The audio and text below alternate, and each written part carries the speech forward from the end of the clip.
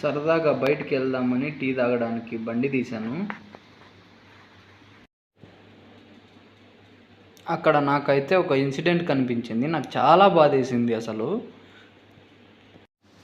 శివాలయంలో గత కొద్ది రోజులుగా ఒక ఆమె అక్కడే సేవ చేసుకుంటూ, ఆమెకి ఎవరూ లేకపోయినా అలాగే బ్రతుకుతూ ఉంది. అంటే శివ పూజలో మునిగిపోయింది. నాకు తెలిసిన విషయం ఏమిటంటే ఆమె చాలా బాధపడుతుంది. ఒకసారి మాట్లాడదామని వెళ్ళాను. ఏమన్నా స్నాక్స్ గీక్స్ ఏమన్నా తింటావా? అదరప్ప తింటా. ఫైనల్గా అరటిపళ్ళ బండి దగ్గరికి అయితే వచ్చి అరటిపళ్ళు తీసుకున్నాను.